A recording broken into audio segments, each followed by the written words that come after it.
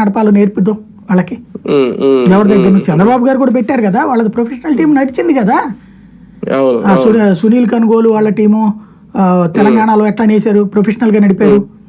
అట్లాగే చంద్రబాబు గారికి కూడా అతను ఎవరో ఉన్నారు కదా, ఈ వీళ్ళ టీంలో నుంచి వెళ్ళినోడే కదా. అవును, శర్మ పేరు. కాబట్టి రాబిన్ శర్మ టీం ఉంది కదా, అట్లాగా ఉంటది.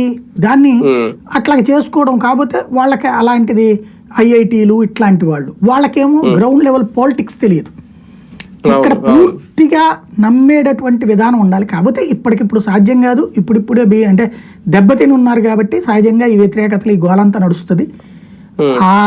ఒక రకంగా చెప్పాలంటే చంద్రబాబు గారు గనక వైసీపీ మీద ఒత్తిడి చేయడం మానేస్తే అసలు ఈ పార్టీ ఉంటదా లేదా అనేది డౌట్ నాకు. అవునా, ఒత్తిడి చేయడం అంతే.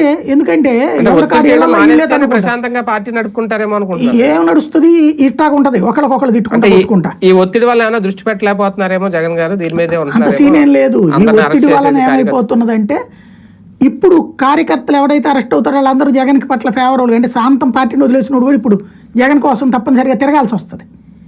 అదే ఒత్తిడి చేయలేదు అనుకోండి, ఇట్లా వీళ్ళలో వీళ్ళు అనుకుంటారు, సజ్జలు కట్టించారు, విజయసాయి రెడ్డి కట్టించారు అని చెప్పి వీళ్ళలో వీళ్ళు తిట్టుకుని వాళ్ళని కలిసేది మనకెందుకు లేని దూరంగా ఉంటుంటారు. మీరు చూడండి, ఓ రకంగా కాపాడుతున్నారు జగన్ ని అనవసరంగా. అంటే మీరు కేసులు పెట్టి వేధిస్తా ఉంటే సోషల్ మీడియాలో పోస్ట్